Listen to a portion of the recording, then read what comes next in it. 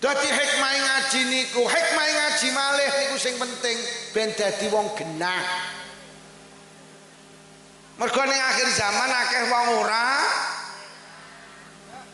sing dadi pejabat ya pejabat ora kongkon ngurusi ibadah haji malah dikorupsi. Sing dadi rakyat ya rakyat ora. Pak Lurah ngedum beras miskin, sing sugih melu antri. Iki jenenge rakyat ora. Sing dadi tangga ya wis tangga ora. Iki bojone dhewe apa bojone tanggane ya wis ra genah. Lah kok bojone tanggane diselingkuhi. Enek apa oya? Enek. Wong ya teko. Wong lungguh mbuyi. Lungguh ngayap. Wong nyekel mik.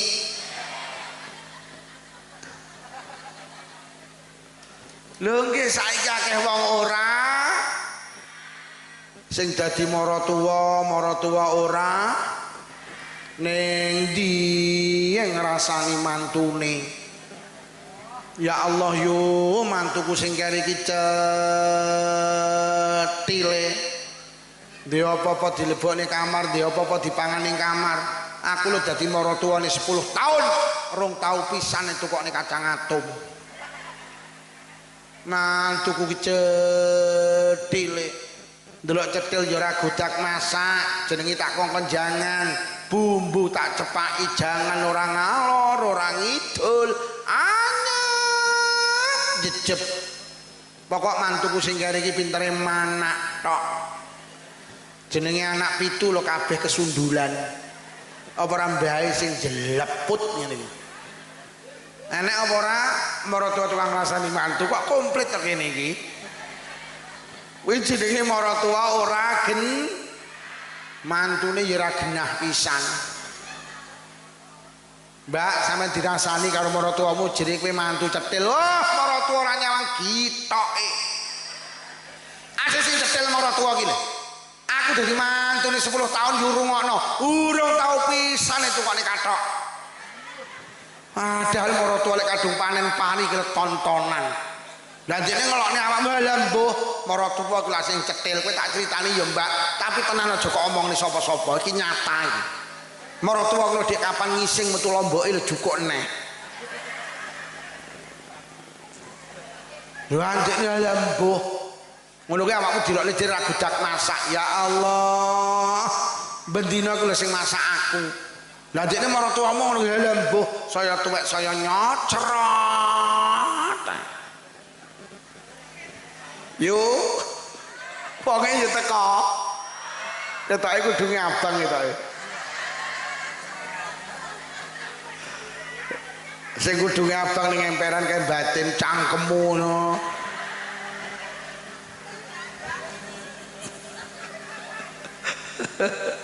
Bu, rungokno sing dadi maratuwa aja gampang ngelek-ngelek man. Tak baleni sing dadi maratuwa aja gampang ngelek-ngelek mantu. Mergo mantu sampean ki wong tuane putu sampean. Lek sampean gelek gampang ngelek-ngelek mantu berarti sampean ngumumne ning tangga kiwa tengen lek putu sampean ki turunane wong elek. Jadi pendak putumu mlaku wong kene iki muni kuwi lho turunane wong elek, kuwi lho turunane wong elek. Lho kok roh yu lambahe bedino pengumuman. Sing dadi mantu aja gampang elek-elek mara. Mergo maratuwa sampean iki wong tuane bojo sampean. Sampeyan nek elek-elek maratuwa berarti sampean ngumumne lek bojo sampean iki turunane wong elek. Lah sing gelem karo wong turunane wong elek iya mek wong elek. Lho lek ngono mantu karo maratuwa padha. Mula ngaji ben dadi wong genah. Ngaji. Ngaji. Ngaji. Mula bener ning kene iki mulutan benane pengajian.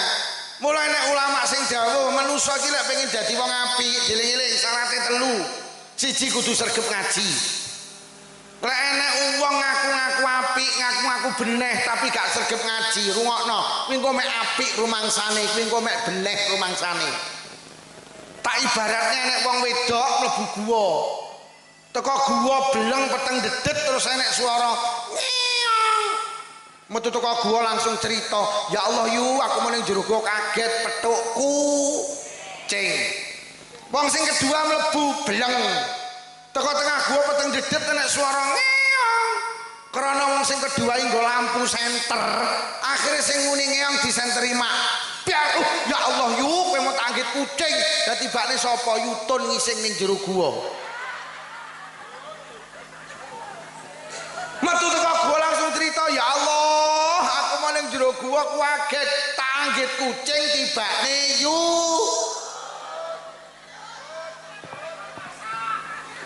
Kejadiane padha, tempate padha, wektune padha, nyapa kesimpulane gak padha. Sing sitok ngengkel ning jero gua kucing, sing sitok ngengkel ning jero gua yu.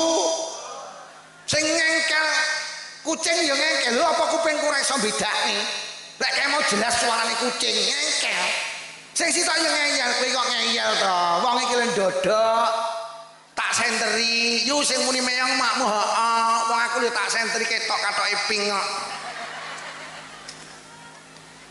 Kenapa mereka berbeda kesimpulan? Mergo sing sitok nggawa lampu senter, sing sitok mbok.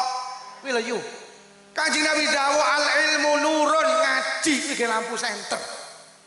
Wong urip ning donya dawuh Kanjeng Nabi kaya ning petengan, Pak. Lek gak nggawa lampu senter sampean ku nabrak-nabrak. Lho nggih mula ilmu iki penting. Mula Gus Bahak bolak-balik dawuh urip ning donya ngaji. Ben uteke awake dhewe iki ditata karo ilmu. Wong manusa lho ditakoni soal padha urung kepara kok jawabane padha. Mbak, nyapa? Ngene lho, Mbak, aku ki ndek masalah. Piye masalahmu ngene lho, aku kan duwe pacar. Pacarku ki jenenge Solikin. Aku karo Solikin kadung janji sehidup semati, tapi bapak karo ibu gak oleh. Karepe bapak karo ibu aku kon rabi karo Solekan.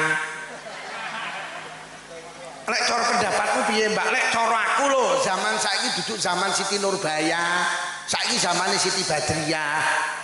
Ya lek zaman Siti Nurbaya rabi manut wong tuwek, tapi lek zaman Siti Badriah rabi kudu karo sing kok senengi. Lha tapi bapak ibu gak oleh iki halah gampang, jangan minggat lak wis. Lah Solekan piye? Ya kon ngrabi ibumu wong sing seneng ibumu. Enek lho nganjuk ditakoni ngono kuwi. Akhirnya takon jenengan, krono jenengan sregep ngaji, Mbak nyapa? Aku nyawang wong sregep ngaji kok sampean kok sregep men. Kowe golek wong sregep ngaji sak nganjuk gak enek ngalahke aku. Aku ngaji. Aku tingkat RT melu, RW melu, desa melu, kecamatan melu, muslimat melu, fatayat melu.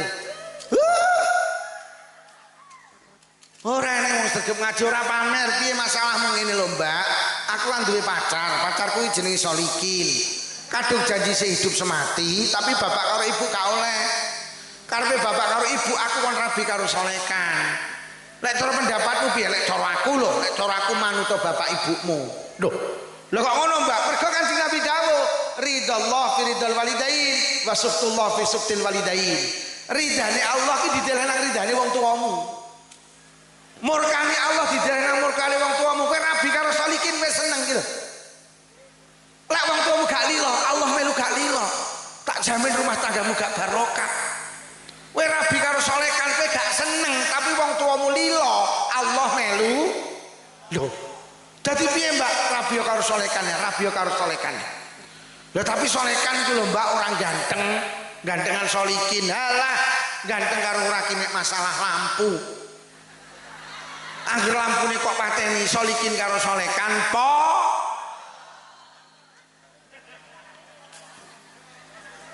Bu, bojone sampean sing nyolot tuwek kok nyolot elek, lampune dipateni.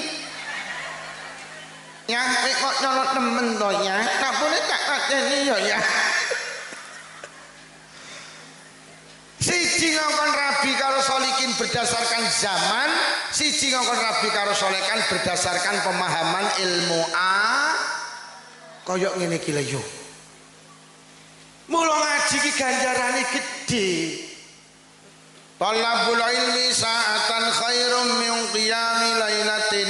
Ngaji sak jam kuwi luwih apik tinimbang salat sewengi. Wis.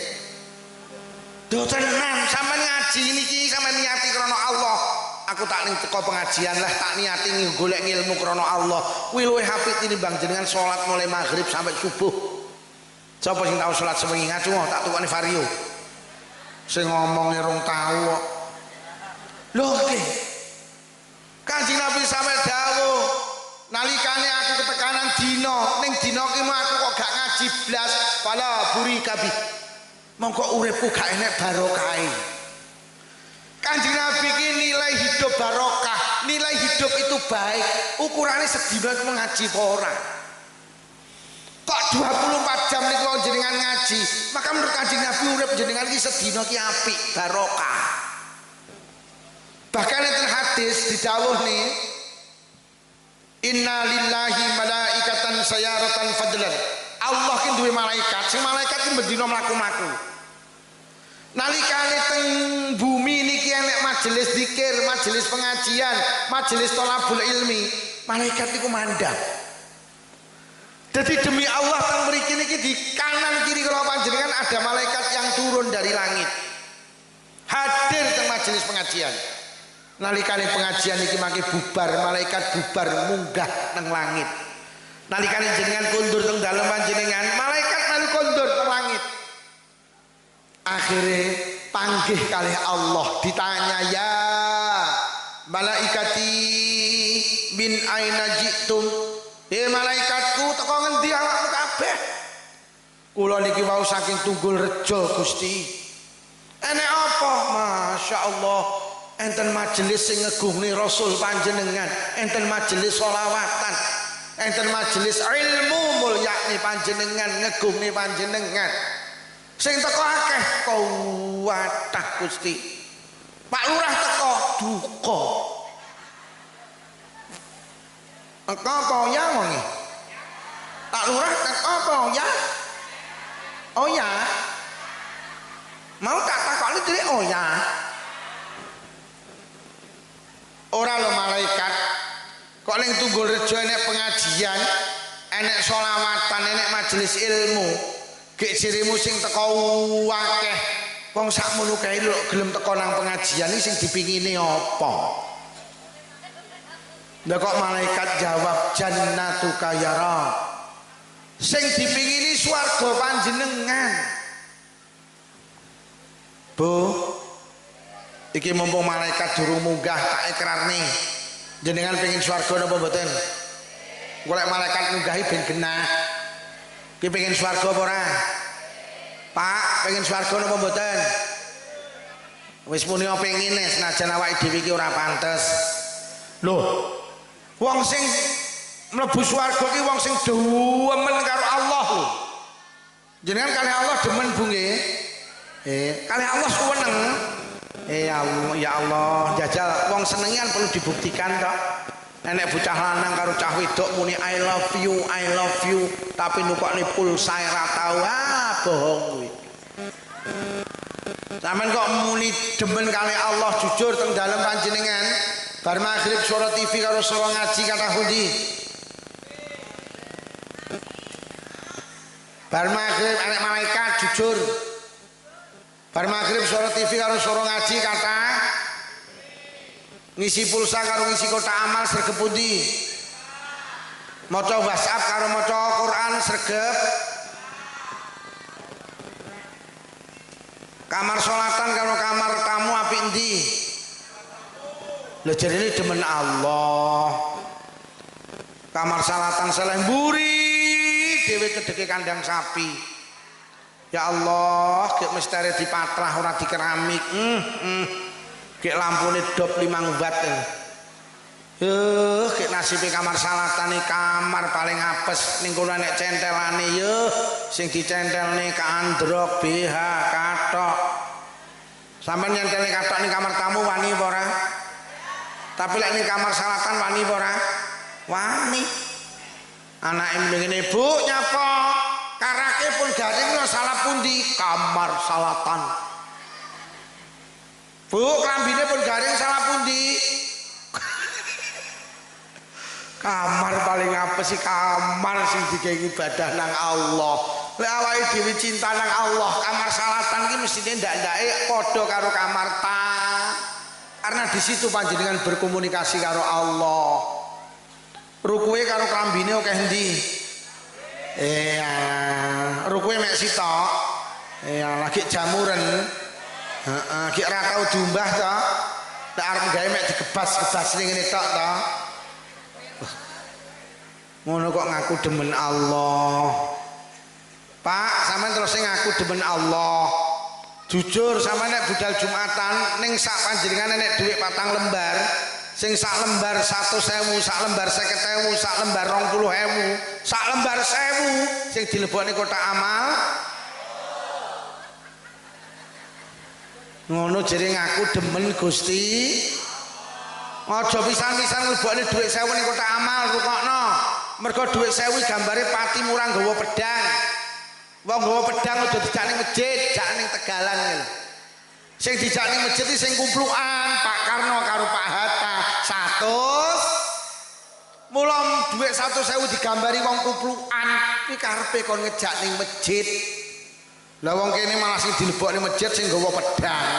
Akhire dilebokne kotak amal bacoki kancane. Pak, sampean dina iki panen pari 2 ton. Sampean PP nang Baan.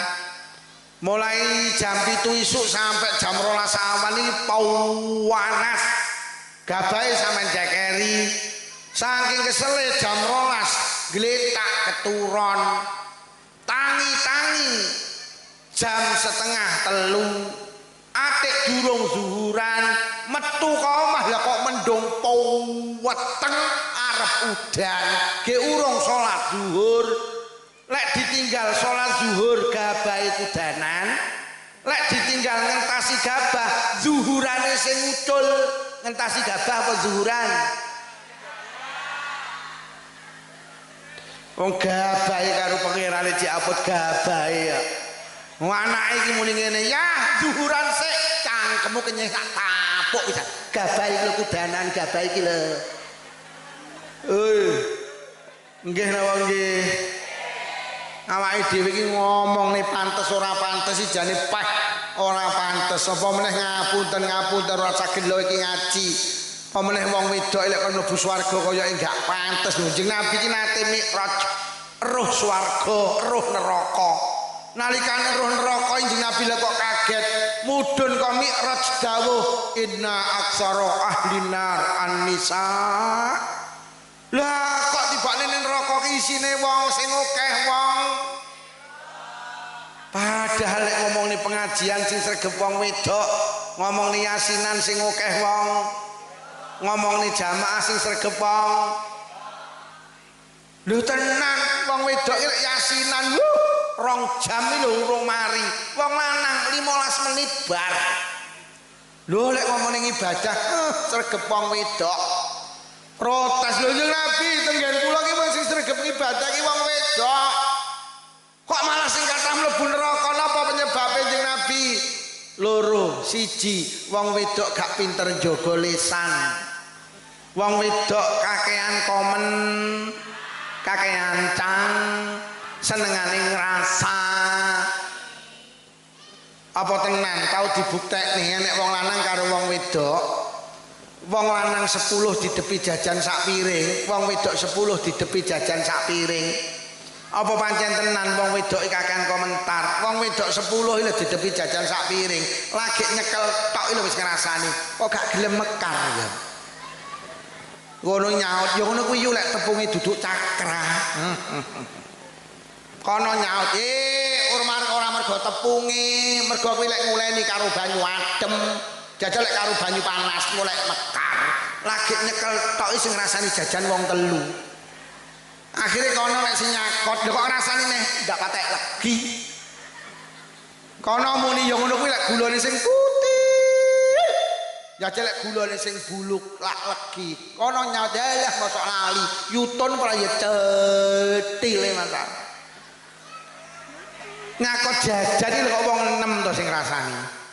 Saman roh wong lanang 10 didepi jajan sak piring, apa nek sing mikir mekerok kret wat sak piring bar iki cek dalil ayo dintekne an-nazafatu minal tenang dibuktekne enek wong lanang karo wong wedok budal becek digonceng sing lanang teko lokasi becek sing lanang karo sing wedok dipinarakne sing wedok dipinarakne gini sing wedok sing lanang dipinarakne gini sing lanang akhirnya dikei maem bar maem ngelungne amplop sing lanang becek 50 sing wedok 30 metu teko terop sing digawani jajan sing lanang apa sing wedok ngono ki bojomu ya komentar blas padahal wong lanang kakean komentar ya pekok men aku becek 50 bojoku 30 kok malah bojoku kok kali jajan aku kok ora akhirnya mulai numpak motor kadang-kadang kok sing wedok ora kanten kok jajan iki dirogoh lah kok ditung nyiro lu lah kok bisikine sing lanang ya mek telu berarti aku mbekek 30 jajan sitok regane 10 ya ngono ki bojomu jawab ora wong dalane angel pengaheng samar tiba akhir malaikat ning langit krungu ya Allah yu sedekah 30 kok ge ngrasani coret sing 10 rek kari rong mlebu omah sing lanang pinarak ngene sing pinarak ning balik sing wedok mlebu kamar lha kok anak iki lha kok mlayu ngene bapak ya mantene ayu apa ora ya lha kok sing lanang jawab ora roh wong aku adoh kok dikorok lho gak ngrasani akhirnya mlayu ngene ibu-ibu mantene ayu apa ora Bu anu nduk jane mantene ayu tapi sing macaki ra iso rupane malih kaya kokok beluk malaikat ning langit krungu ya Allah yu becek 30 kok ya kok ge ngrasani neh coret sing 10 rek kari 10 lha kok anake wedok nerusne sinten to Bu sing macak yalah kuwi lho salon Intan Prambon lho ragudak macaki larang malaikat ya Allah yu kok pekok men kari 10 gak kok iman-iman coret sing 10 sedekah 30 ganjarane entek digawe ngrang sing lanang sedekah 50 ganjarane wong wedok lek ngomong yasinan sarawegep la ilallah ngono kuwi tas metu teko omahe sing nampa giliran yasinan ini wis ngerangkul kancane kok muni ngene ndak cocok omahe tingkat tumpakane rodo papat ngopeni yasinan mek pecel terus sandi sing dirangi ngono ritek sambele sengah lagi mulih yasinan ya wis ngerang sampean terus bapak-bapak mulih yasinan ngrasani ora enek ya nyapa lah cangkeme ngemut rokok kaya ngono kok rokok diharamne ngrokok iki mencegah ngrasani mulai ibu-ibu sok semua lek pengen gak ngrasani bar yasinan ngerokok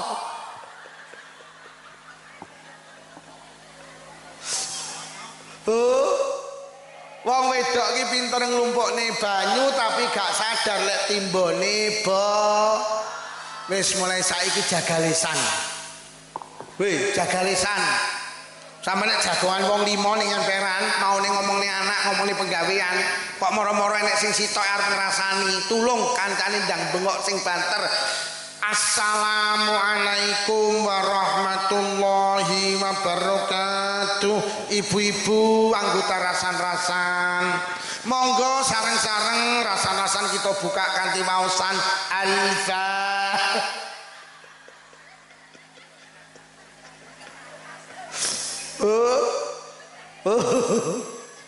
Aja ngrasani nggih. Nomor 1 wong wedok akeh mlebu neraka mergo kakehan komen. Nomor 2 nyapa mergo akeh wong wedok wani karo sing kayak wong lanang batin terusno. Kalau bojoku ning isor cagak ki lho. Wong sakmene iki sing basa karo sing lanang karo ora akeh ndi. blas. Ya itoke ndak enek. Itoke ndak enek. Ya Allah, lek karo Pak Lurah basa. Lha terus tahu ditukokne apa awakmu karo Pak Lurah? Tahu. Tahu pisane tukokne BH. Lah bojomu kurang apa kon basa angel. Njaluk omah gawekne motor mobil tukokne, Njaluk klambi gelang kalung tukokne. Kurang apa? Kabeh lho diwehne sampean. Dik, dalem pari sak sawahe PN, tegalan sak tandurane PN, omah sak isine PN, dompet sak isine PN, kandang sak isine PN, suwal sak isine. Sampai isine suwal lho diwehne ngene kon basa angele masalah. Bu. Basa. Dindiane wong wedok basa karo sing lanang, kalimah demi kalimah akan menjadi pahala. Dik, dalem Mas. Kopi Dik, oh nggih, siap Mas. Nek nyeluk Mas aja Kang. Kaya kancane ngarep. Iki malah enek nyeluk sing lanang kek bareng kuwi. Nanti tekek lagi mulih kek, dari mangsamu bojomu tekek apa piye? Ngapa ibu, ayah, bu, dalem ya. Kopi bu, siap ya. Apa bunda, bunda, dalem pak da. Kopi bunda, siap pak da. Apa mama, papa, monggo saling memuliakan kados Kanjeng dalem palu. Pahala. Ngono kuwi enek sing protes, ora sugih kok mama papa. Lah rumangsamu mama papa kudu sugih, melarat yo oleh. Cuman kacake lek ora sugih ora pantes. Papamu ning dinduk nimpal letong. Mama tandur.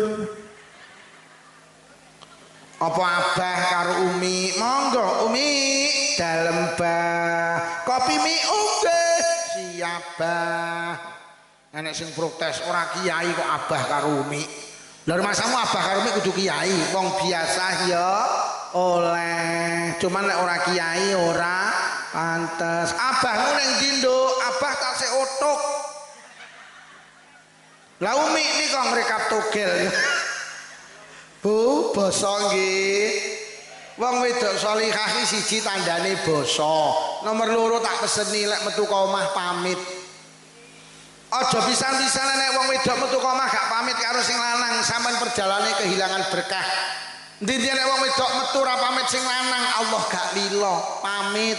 Ya kula badhe teng Peken, heeh. Ya kula badhe teng Kediri, heeh. Ya kula badhe teng Prambon, aja. Lek aja ya aja budal. Pamit.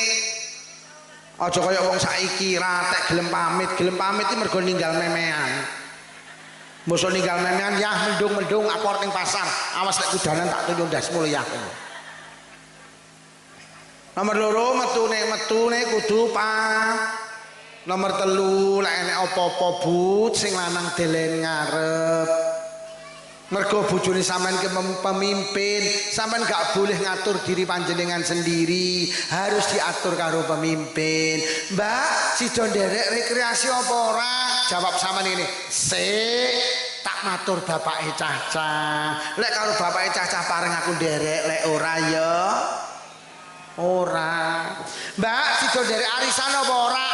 Sik, tak matur bapake Cacah. Lek karo bapake Cacah paring aku nderek lek ora ya. Lho, salihah kuwi. Aja kaya wong-wong kuwi, Mbak, sida melu warisan sida, melu pira 3. Gak pamit bojomu ta apa? Bojoku manut karo aku. Kuwi jenenge wong wedok PKK, pekok. Wis, lho iki kok mulih iki. Lho. Kok mulih iki? Alah. Aja enek sing mulih iki, enek sing mulih neh tak dongakne sing lanang wayuh. Balik ora wong iki mau. Bab. Berarti enek sing mulih rondo. Lek arep pipis sik mau diomongi kon gawe pempes ya ora gelem ngono kuwi. Bu, aja nyawang cah cilik kuwi to nyawang aku ngono to. Nek cah cilik munggah rene kok sawang. Ngono kuwi jenenge selingkuh. Nah, tambah neh sing munggah loro. Wis kono le munggah kuwi tambah neh ndang. Lho iki sing ngaji aku apa awakmu le?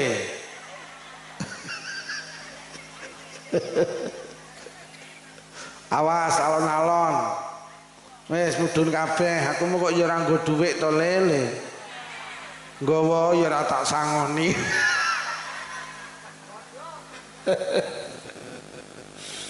Jadi umpama ora ning Kanjeng Nabi ki donya ki ra enek yu. Jadi umpama ora enek Kanjeng Nabi Tunggul Rejo ki gak enek. Lek Tunggul Rejo ndak enek berarti sampean ya ndak. Ngono lho. Jadi anake Kanjeng Nabi ndadekne eneke sampean iki lho yu. Yu. Ora ning Kanjeng Nabi sampean gak enek.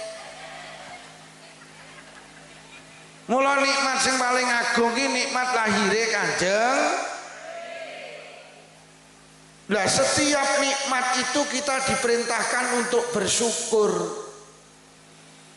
Jadi awake dhewe iki lek tampa nikmat kongkon syukur. Lah syukur niku wasyukru niku yahsulu bi anwa'il ibadah. Aja kleru.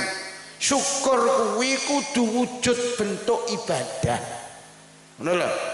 Sampai duwe anak daftar polisi katut marem kok syukuri karo ibadah poso sunah oleh nyambut ayu srewegep men poso sunah pendak Senin kok mesti nyenen pendak Kemis kok mesti anu yu anakku ki lho daftar polisi katut tak syukuri karo poso sunah. Sampeyan duwe anak daftar tentara katut, sampeyan syukuri karo ndheres Quran ya oleh. Nyawat yo sregep ndheres Quran anu, anakku lho sing daftar kentara katut. Deleh Tunggul Rejo praya kentara. Nggih, sampeyan duwe anak daftar PNS katut, kok syukuri karo sujud syukur ya oleh. Nyampe yu kok para-para sujud syukur. Ya Allah yu tas ditelepon anakku lho ning Kalimantan daftar pegawai negeri katut. Mula tak syukuri karo sujud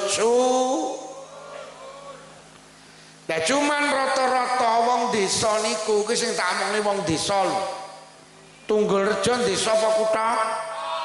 Kutha.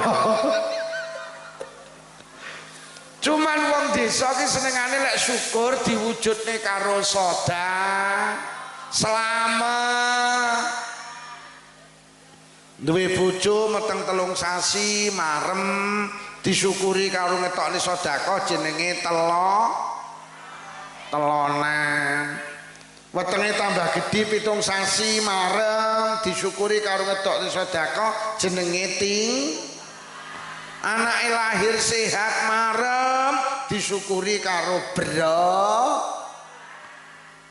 malam 12 mulut penting dina lahirin Kanjeng Nabi disyukuri karo nggawa berkat jenenge mulu.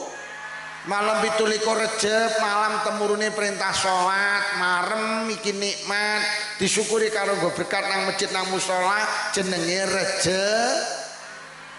Sasi Ramadan teko marem kuwi kok enek wong lanang ning tengah wong wedok-wedok kuwi. Heeh. Piye? Oh momongan anget nah awakmu lek ngono carane.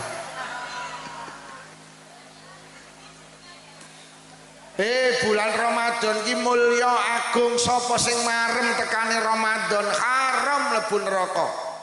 Mula nalikane Ramadan teko wong Tunggul Rejo marem disyukuri karo ngetokne sedekah jenenge megengan. Malam Lailatul Qadar iki malam 1000 bulan. Sapa sing ibadah nang kono padha karo ibadah 1000 bulan. Mula nalikane malam ganjil nang bulan Ramadan wong Tunggul Rejo syukur ngetokne sedekah jenenge malam. Jadi wong desa ki senengane lek mujudne syukur kuwi karo sedekah. Nggawa kotak, nggawa pelang. Lah dalu niki jenengan nasyakuri nikmat lahire Kanjeng Nabi, jenengan wujudnya minimal 2, siji sholawat. Sholawatan iki ibadah napa mboten? ibadah. Nomor loro kok syukuri karo tidak ada di atas bumi itu ibadah sing mulyane ngalahne ngaji. Mula pas banget sampe nek nasyakuri nikmat iki mbok syukuri karo ngaji. Mergo Imam Ghazali ki dawuh ning donya iki sing paling larang wektu. Ning donya ki sing paling larang wektu, mergo wektu itu setelah pergi tidak akan pernah kembali lagi. Saiki tanggal pinten yu? Saiki tanggal piro yu? Tanggal 20 Oktober iya mek hari ini tok. Tanggal 20 Oktober tahun 2020 iya mek dina iki tok. Awet jenengan lahir bayek tuwek sampai pedhok tanggal 20 Oktober iki ya mek dina iki tok. Sapa sing tau pedhok tanggal 20 Oktober tahun 2020 sak liyane dina iki ngacungo. Tak tukokne vario. Imam Ghazali niku dawuh donya ki sing larang wektu. Lah wektu ki sing paling istimewa siji diisi karo ngaji. Ora eneng ibadah sing dideleh nang wektu sing paling mulya ngalahne ngaji. Lah nyapa kok ngoten mergo ngaji niku pondasi amal. Wong iki iso nglakoni ngamal mergo duwe ilmu ngaji. Mulai Imam Ghazali dawuh ngilmu kuwi pohon, ngamal itu buah. Ora eneng buah lek ora eneng pohon. Lek enek pohon, lek enek buah mesti enek pohone. Lek enek ngamal mesti enek ngilmune. Lho kok enek buah, enek pohone, kuwi duduk buah tenan, tapi buah palsu. Enek to apel sing watos kae. Dipangan ra keneke teko kayu kae. Kereneng wite kae. Kayak apel palsu kae. Dadi kabeh pohon iki duwe kabeh buah iki duwe apa? Kabeh amal iki duwe ngil. Lek nek wong salat kok gak ngerti ngilmune salat, ku ya salat-salatan, ku lek dipangan atos. Lho mula ngilmu niku penting, ilmu itu pondasi amal.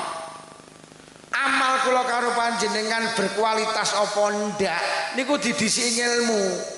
Iku nek dawuh wa kuluman bi ghairi ilmin ya'malu ngapunten a'maluhu marjudatun latuk bali.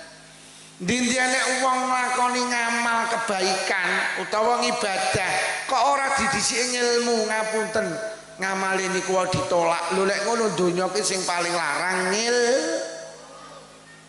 ilmu. Lho nggih mergo ilmu ki dadekne awake dhewe pener ibadahe. Urusan donya butuh ilmu, urusan akhirat butuh. Ning sawah ki enek ngilmune yu. Ning sawah iki kudu dimes, dirabuk, diwatun. Kuwi jenenge ngilmune ning sawah. Ning sawah iki enek ngilmune apa panen kuwi ora mergo rabuk, panen iki mergo sing paring Gusti.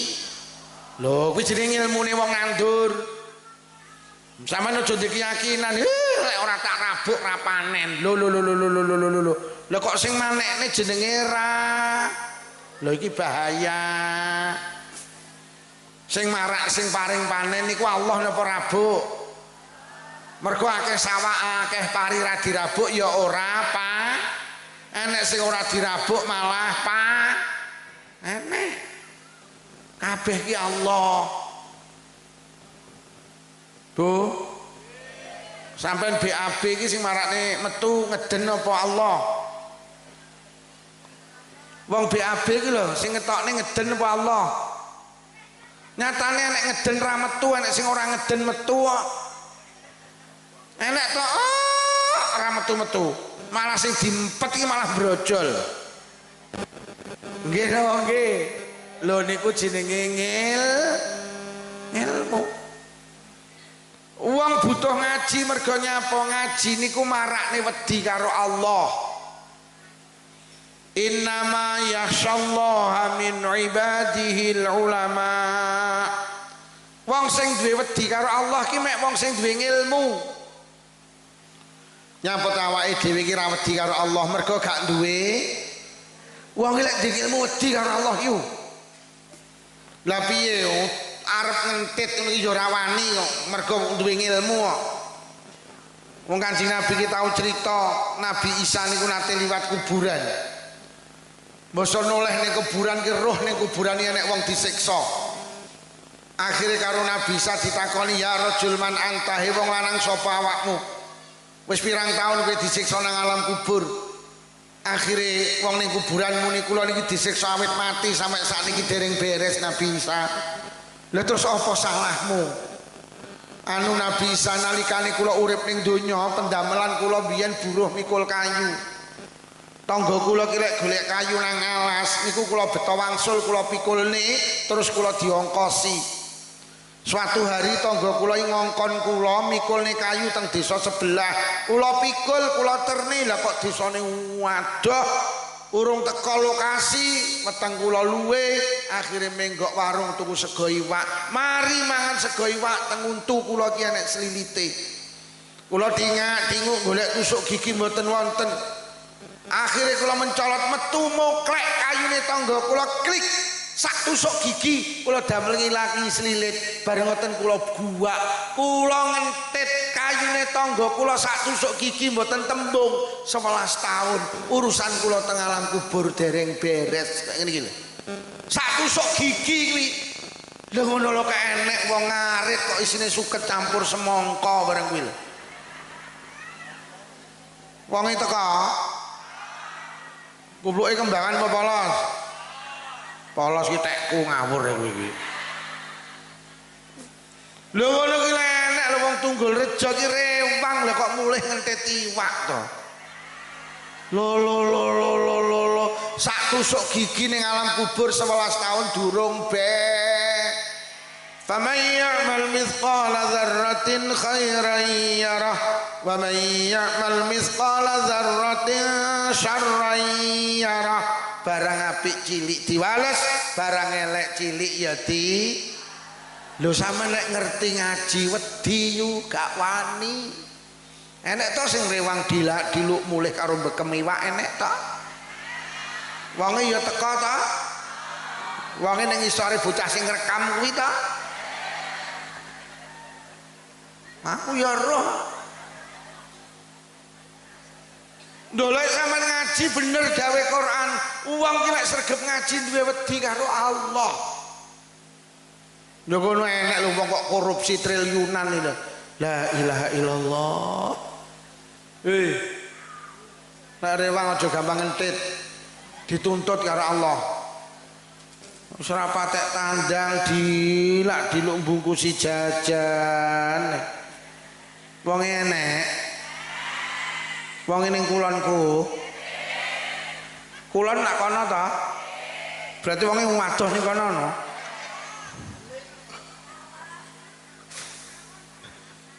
lho Sabit Albanan Sabit apa jenenge ada seorang anak wong namanya Sabit bin Ibrahim.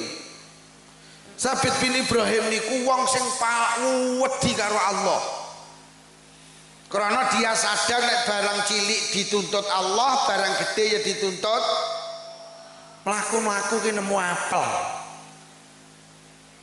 basa mari ngoten nemu apel iki dipangan entuk separo sadar lho iki apele sapa wong aku nemu ning dalan kok moro-moro tak pangan lho iki lho duduk tekku berarti sing tak pangan separo iki mau duduk tekku berarti iki haram aku mangan barang duduk tekku akhirnya digoleki yo diturut lho kok enek kebun apel teng mriku enek wonge muni ngene Sabit bin Ibrahim Pak niki apel jenengan kantun sepalih si sepalih pun kula maem jenengan halal nih Pak nggih kula wedi karo Allah mergo Kanjeng Nabi dawuh sapa wonge sing ning wetengi enek barang haram wong niku ora pantes mlebu swarga kula wedi lek dibatalne mlebu swarga sampeyan halal nih Pak nggih lah kok sing ning kebun apel muni ngene Pak niki sanes kebun kula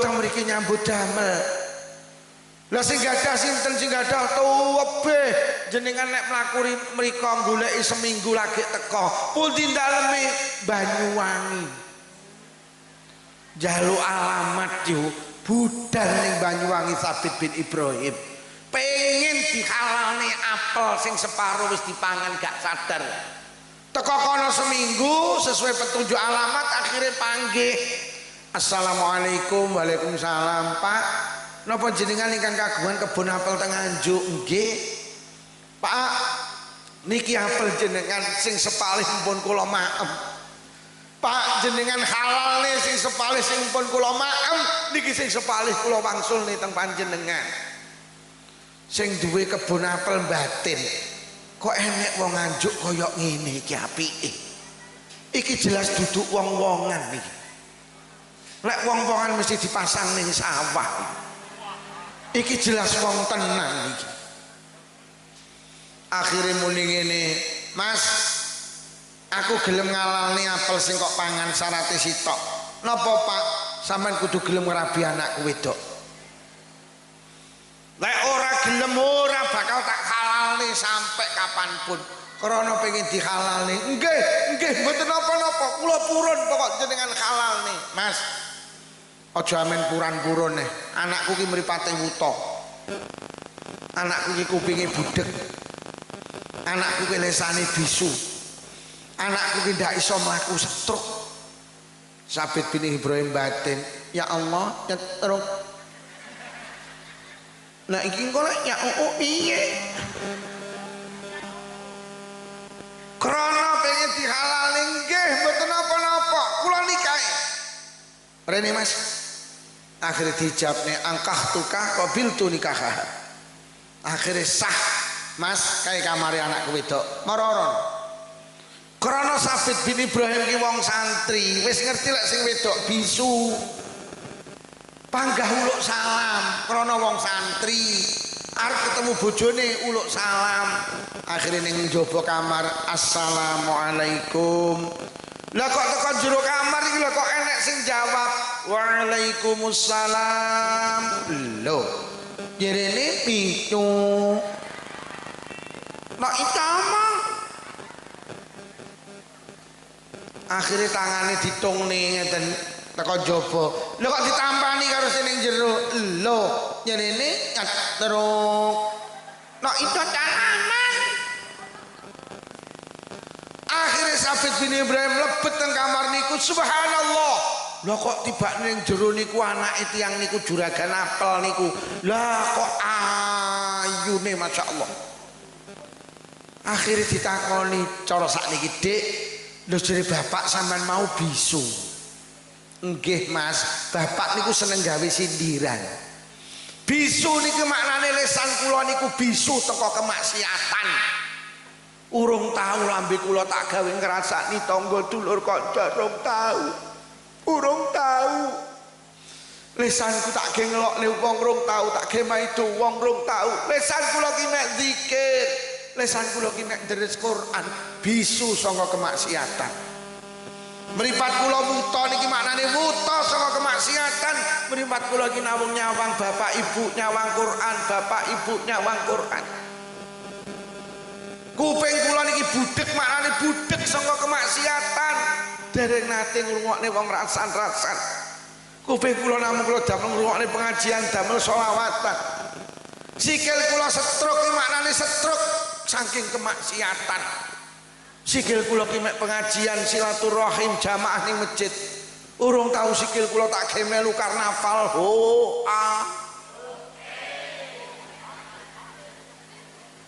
urung tahu kok melu karnaval karo joget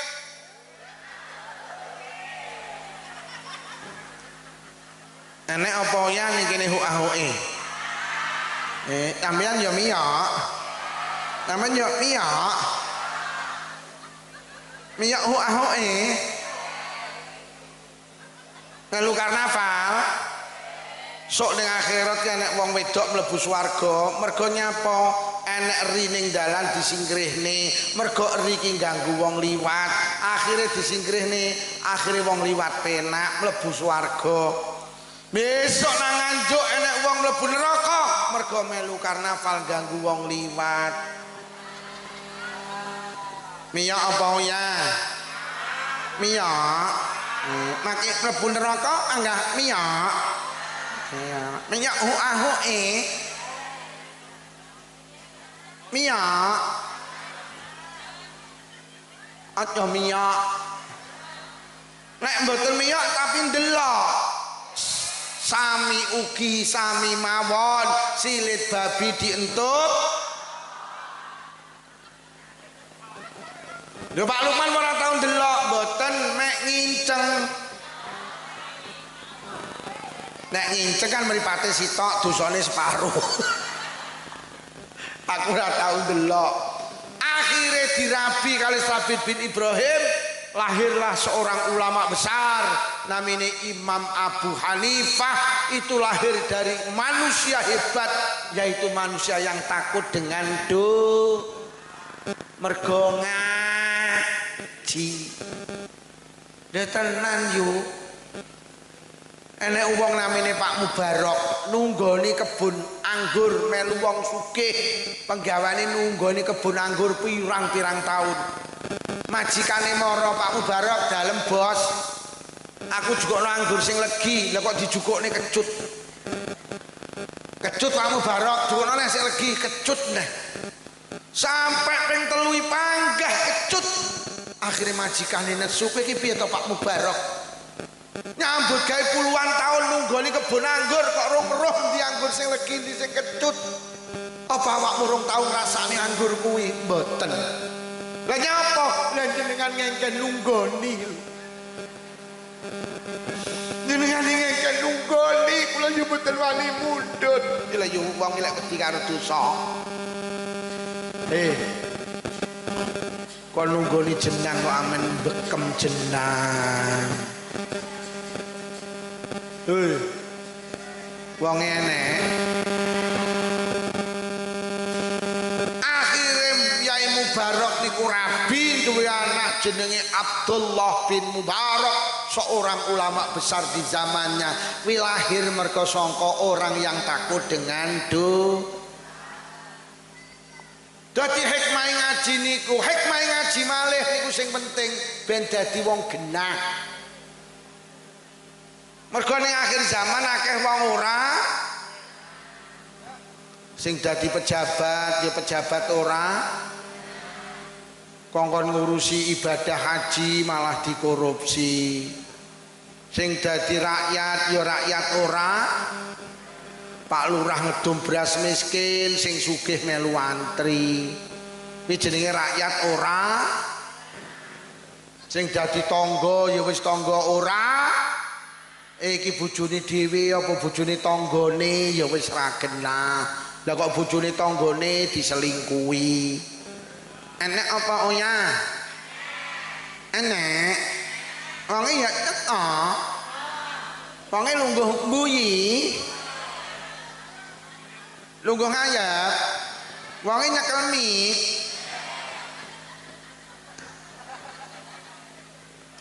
Lho nggih saiki akeh wong ora sing dadi mara ora ning ndi ngrasani mantune. Ya Allah yo mantuku sing kere iki cetile. Dhe apa-apa dilebokne kamar, dhe apa-apa dipangan ning kamar. Aku lho dadi mara tuwane 10 tahun, rong tau pisan tukokne kacang atom. Mantuku ki cetile. Delok cetil ya ora godak masak, jenenge tak kongkon jangan. Bumbu tak cepaki jangan, ora ngalor, ora ngidul. Anyep jejeb. Pokok mantuku sing kare iki pintere manak tok. Jenenge anak 7 lho kabeh kesundulan. Apa ora mbahe sing jeleput ngene iki. Enek apa ora maratuwa tukang ngrasani mantu kok komplit tok kene iki. Kuwi jenenge maratuwa ora gen mantune ya ora genah pisan. Mbak sampean dirasani karo maratuwamu jenenge kowe mantu cetil. Oh, maratuwa ora nyawang gitoke. Asih sing cetil maratuwa ki lho. Aku dadi mantune 10 tahun yo rungokno urung tau pisan itu kok kathok padahal maratuwa lek kadung panen pari kira tontonan lah dene ngelokne awakmu lha mbuh maratuwa ku lak sing cetil kowe tak critani yo Mbak tapi tenan aja kok omongne sapa-sapa iki nyata iki maratuwa kula dik kapan ngising metu lomboke lho jukuk neh lho andekne lha mbuh ngono kuwi awakmu dilokne jere ra gudak masak ya Allah bendina aku lho sing masak aku lah dekne maratuwamu ngono kuwi lha mbuh saya tuwek saya nyocrot yo pokoke yo teko ketoke kudu ngabang ketoke sing kudu ngabang ning emperan kae batin cangkemmu no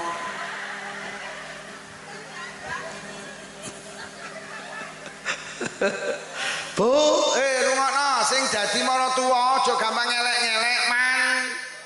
Tak baleni sing dadi maratuwa aja gampang elek-elek mantu. Mergo mantu sampean iki wong tuane putu sampean. Lek sampean gelek gampang elek-elek mantu berarti sampean ngumumne ning tangga kiwa tengen lek putu sampean iki turunane wong elek. Dadi pendak putumu mlaku wong kene iki muni kuwi lho turunane wong elek, kuwi turunane wong elek. Lho kok roh yu lambahe mendina pengumuman.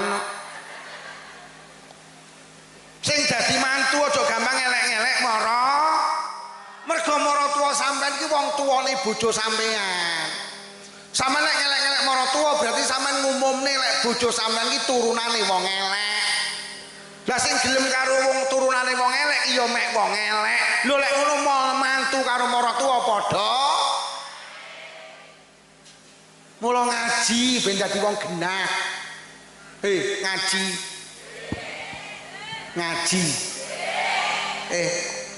Ngaji. Mula bener ning kene iki mulutan denane pengajian. Mula nek ulama sing dawuh manusa iki lek pengen dadi wong apik, dieling-eling syaraté 3. Siji kudu sregep ngaji. Lek enek wong ngaku-ngaku apik, ngaku-ngaku beneh tapi gak sregep ngaji, rungokno. Kuwi engko mek apik rumangsane, kuwi engko mek beneh rumangsane. Tak ibaratnya enek wong wedok mlebu guwa. Teko guwa beleng peteng dedet terus enek suara metu teko gua langsung cerita, ya Allah yu aku mau ning jero gua kaget petukku cing. Wong sing kedua mlebu beleng. Teko tengah gua peteng dedet enek suara ngeong. Karena wong sing kedua nggo lampu senter, akhirnya sing muni ngeong disenteri mak. Biar ya Allah yu kowe mau tanggit kucing. Lah tibane sapa yutun ngising ning jero gua. Metu teko gua langsung cerita, ya Allah aku mau ning jero gua kaget tanggit kucing tibane yu.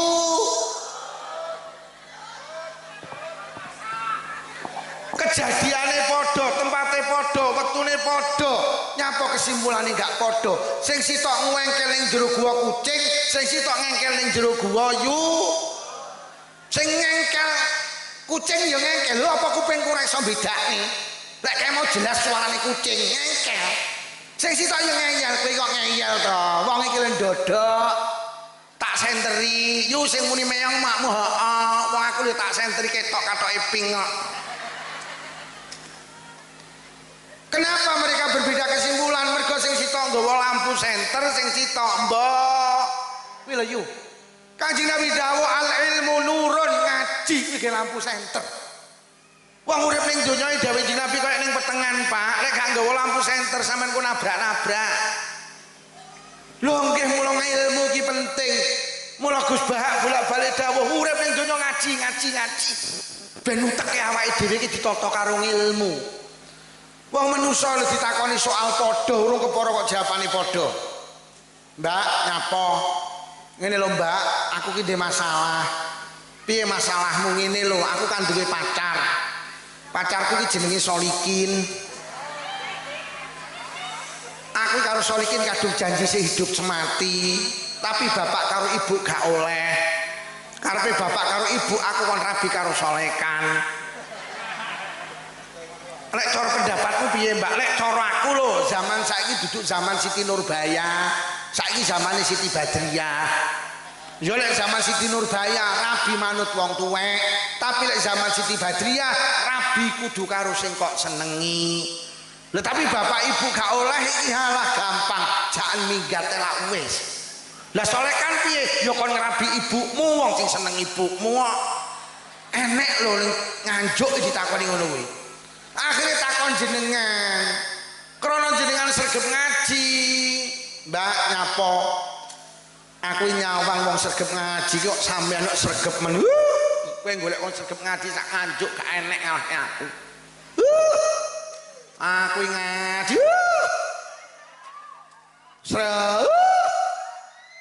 Aku tingkat RT melu, RW melu, desa melu, kecamatan melu, muslimat melu, fatayat melu. Ora enek wong sregep ngaji ora pamer. Piye masalahmu ngene lho, Mbak? Aku kan duwe pacar. Pacarku iki jenenge Solikin. Kadung janji sehidup semati, tapi bapak karo ibu gak oleh. Karepe bapak karo ibu aku kon rabi karo Solekan. Lek cara pendapatmu piye? Lek cara aku lho, lek cara aku manut bapak ibumu. Loh, lho kok ngono Mbak? Mergo kan sing Nabi dawuh, ridallah fi ridal walidain wa suftullah fi suftil walidain. Ridane Allah ki didelehna ridane wong tuamu. Murkane Allah didelehna murkane wong tuamu. Kowe rabi karo Solikin wis seneng gitu. Lek wong tuamu gak lilo, Allah melu gak lilo. Tak jamin rumah tanggamu gak barokah. Kowe rabi karo Solekan kowe gak seneng, tapi wong tuamu lilo, Allah melu. Loh. Jadi piye Mbak rabi karo Solekan ya? Rabi karo Solekan.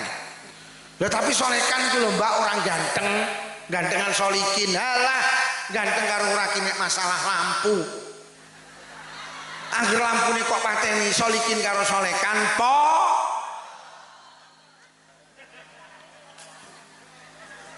Bu, bojone sampean sing nyolot tuwek kok nyolot elek, lampune nyipateni. Ya, kok nyolot temen to ya, lampune tak pateni ya ya. Siji ngongkon rabi karo Solikin berdasarkan zaman, siji ngongkon rabi karo Solekan berdasarkan pemahaman ilmu koyok ngene iki lho yo. Mula ngaji ki ganjarane gedhe. Talabul ilmi sa'atan khairum min qiyami lailatin. Ngaji sak jam kuwi luwih apik tinimbang salat sewengi. Wis. Duh tenan sampean ngaji niki sampean niati krana Allah. Aku tak ning teko pengajian lah tak niati golek ilmu krana Allah. Kuwi luwih apik tinimbang jenengan salat mulai maghrib sampai subuh. Sapa sing tau salat sewengi ngacu tak tukane vario. Sing ngomonge rong tau kok. Lho nggih. Kanjeng Nabi sampe dawuh nalikane aku ketekanan dina ning dina ki aku kok gak ngaji blas pala buri kabih. Mongko uripku gak enek barokahe. Kanjeng Nabi ki nilai hidup barokah, nilai hidup itu baik. Ukurane sedina mengaji apa ora? Kok 24 jam niku jenengan ngaji, maka menurut Kanjeng Nabi urip jenengan ki sedina ki apik, barokah.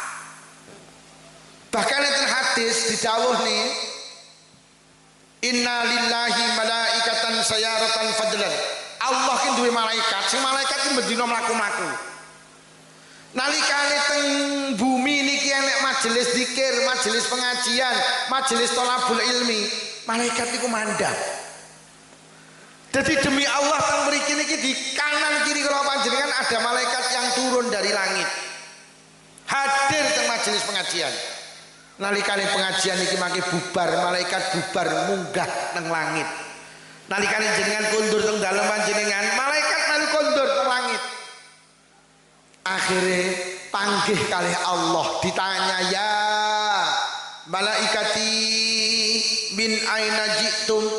Malaikatku teko ngendi awakmu kabeh? Kula niki wau saking Tunggul Rejo Gusti. Enek apa? Masya Allah. Enten majelis sing ngegungne Rasul panjenengan, enten majelis sholawatan, enten majelis ilmu mulyakne panjenengan, ngegungne panjenengan. Sing teko akeh kuwatah Gusti. Pak Lurah teko duka. apa ya wonge tak lurah apa ya oh ya mau tak takoni dhewe oh ya ora lo malaikat kok ning Tunggalrejo enek pengajian enek sholawatan enek majelis ilmu gek jirimu sing teko akeh wong sakmono kae lho gelem teko nang pengajian iki sing dipingine apa lha kok malaikat jawab jannatuka ya Rabb sing dipingini swarga panjenengan Bu iki mumpung malaikat durung munggah tak ikrarne jenengan pengen swarga napa mboten golek malaikat munggahi ben genah ki pengen swarga apa ora Pak pengen swarga napa mboten wis muni pengine senajan awake dhewe iki ora pantes lho wong sing mlebu swarga ki wong sing demen karo Allah lho jenengan kalih Allah demen Bu nggih kalih Allah suweneng ya Allah jajal wong senengian perlu dibuktikan tok nenek bocah lanang karo cah wedok muni I love you tapi nukokne pulsa ora tau bohong kuwi sampean kok muni demen kali Allah jujur teng dalem panjenengan bar maghrib suara TV karo suara ngaji kata pundi bar maghrib anak malaikat jujur bar maghrib suara TV karo suara ngaji kata ngisi pulsa karo ngisi kotak amal sregep pundi maca WhatsApp karo maca Quran sregep kamar sholatan karo kamar tamu apik endi lho jarene demen Allah kamar salatan saleh mburi dhewe kedeke kandang sapi ya Allah gek misteri dipatrah ora dikeramik gek lampune dop 5 watt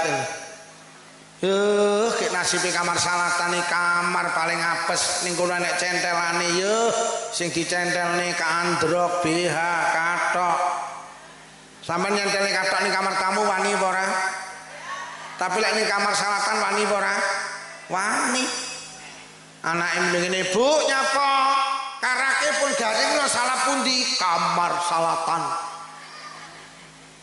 Bu klambine pun garing salah pundi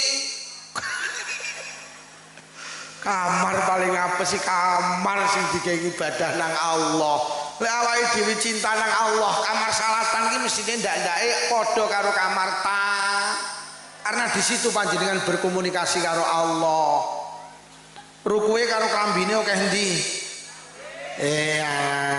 rukuhe mek sitok lagi jamuren gek ora tau diumbah to nek arep gawe mek digebas-gebas ning ngene tok to ngono kok ngaku demen Allah Pak sampean terus ngaku demen Allah jujur sampean nek budal Jumatan ning sak panjenengan nek dhuwit 4 lembar sing sak lembar 100.000 sak lembar 50.000 sak lembar 20.000 sak lembar 1.000 sing dilebokne kotak amal ngono jere ngaku demen Gusti aja pisan-pisan mlebokne dhuwit 1.000 ning kotak amal rukokno mergo dhuwit 1.000 gambare pati murah nggawa pedang wong nggawa pedang aja dijak ning masjid jak ning Tegalan lho sing dijak ning masjid iki sing kumplukan Pak Karno karo Pak Hatta 100 mulai dhuwit 100.000 digambari wong kumplukan iki karepe kon ngejak ning masjid lah wong kene malah sing dilebokne masjid sing nggawa pedang akhirnya dilebokne kotak amal bacoki kancane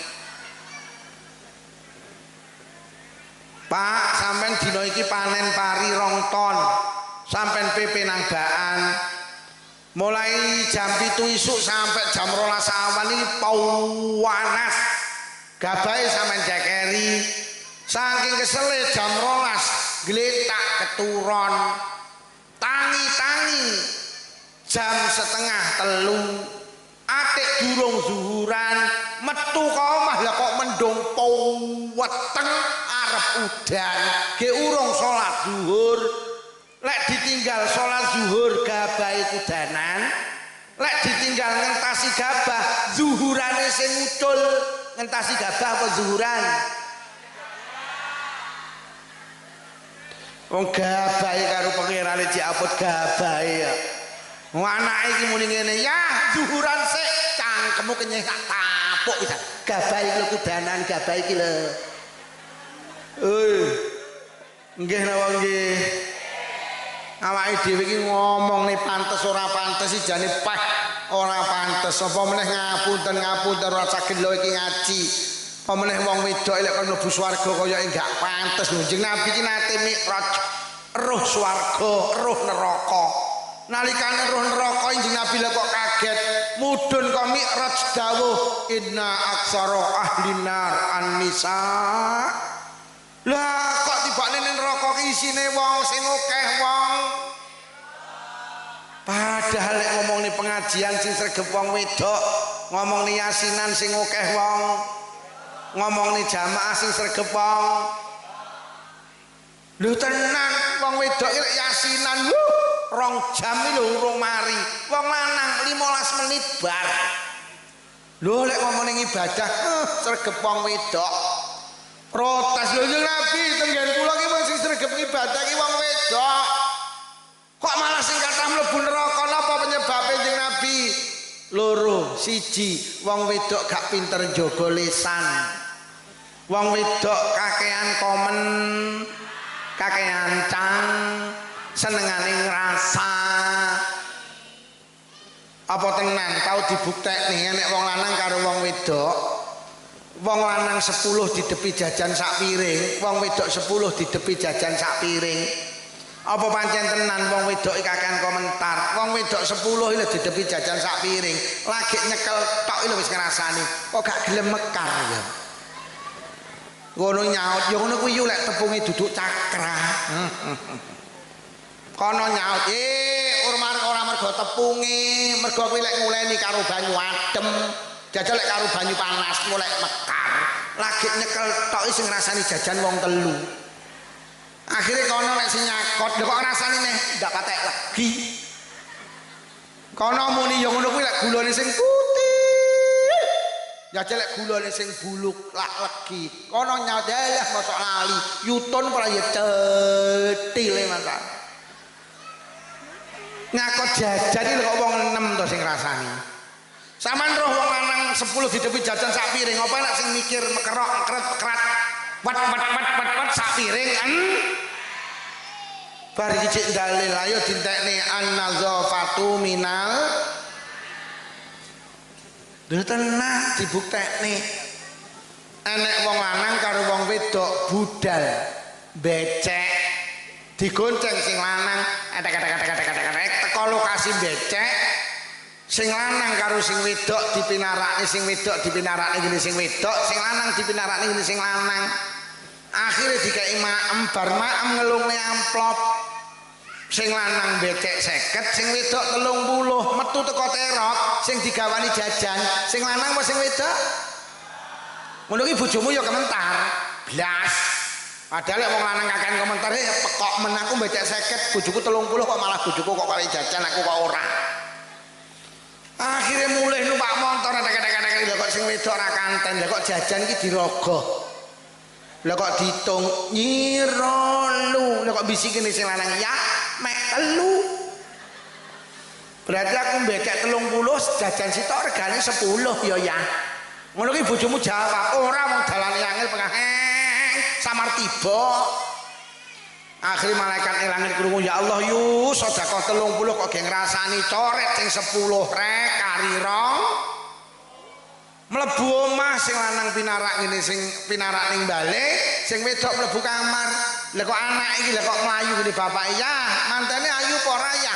Lah kok sing lanang jawab ora roh, wong aku adoh kok dikorok lho, gak ngrasani. Akhirnya melayu ngene ibu-ibu, mantene ayu apa ora Bu? Anu nduk jane mantene ayu, tapi sing macaki ra iso, rupane malih kaya kokok beluk.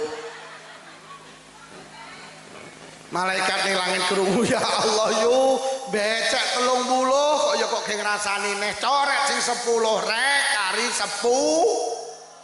Lah kok anake wedok nerusne, sinten to Bu sing macaki? Yalah kuwi lho, salon Intan Prambon lho, ragudak macaki larang.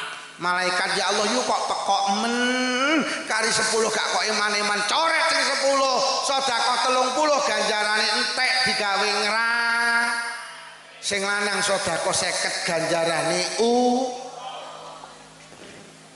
wong wedok lek ngomong yasinan saraweg la ilallah la ilallah ngono kuwi tas metu teko omahe sing nampa giliran yasinan ini wis ngerangkul kancane lho kok muni ngene ndak cocok omahe tingkat tumpakane rodo papat ngopeni yasinan mek pecel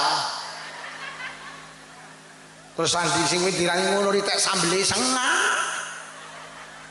lagi mulih yasinan ya wis ngerah sampean terus bapak-bapak mulih yasinan ngrasani ora enek lah nyapa lah cangkeme ngemut rokok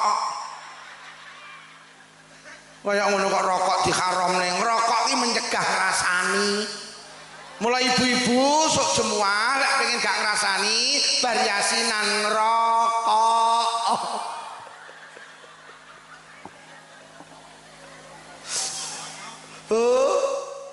wong wedok iki pinter nglumpukne banyu tapi gak sadar lek timbone wis mulai saiki jagalesan jagalesan sampe nek jagoan wong 5 ning emperan mau ning ngomongne anak ngomongne penggawean kok moro-moro enek sing sitok arep ngrasani tulung kancane ndang bengok sing banter Assalamualaikum warahmatullahi wabarakatuh ibu-ibu anggota rasan-rasan monggo sareng-sareng rasan-rasan kita buka kanthi waosan Al-Fatihah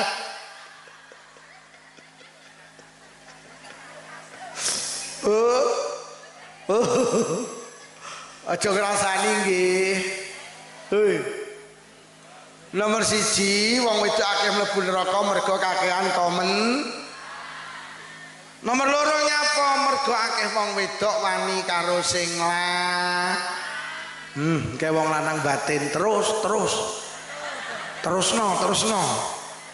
Kalau bojoku ning isor cagak ki lho. Wong sakmen iki sing basa karo sing lanang karo ora akeh ndi. Blas. Ya itoke gak enek. Itoke gak enek. Ya Allah, lek karo Pak Lurah basa. Lha terus tau ditukokne apa awakmu karo Pak Lurah? Tahu. Tahu pisane tukokne BH. Lah bojomu kurang apa kon basa angel. Njaluk omah gawekne motor mobil tukokne, njaluk klambi gelang kalung tukokne. Kurang apa? Kabeh diwehne sampean. Dik, dalem pari sak sawahe PN, tegalan sak tandurane PN, omah sak isine PN, dompet sak isine PN, kandang sak isine PN, suwal sak isine. Sampai isine suwal lho diwehne ngene kon basa angele masalah. Bu. Basa dindiane wong wedok basa karo sing lanang kalimah demi kalimah akan menjadi pahala. Dik, dalem Mas. Kopi Dik nggih siap Mas. Lek nyeluk Mas aja Kang. Kaya kancane ngarep iki malah enek nyeluk sing lanang kek bareng kuwi. Nanti tekek ora lagi mulih kek dari mangsamu bojomu tekek apa piye? Ngapa ibu, ayah, bu, dalem ya. Kopi bu, siap ya.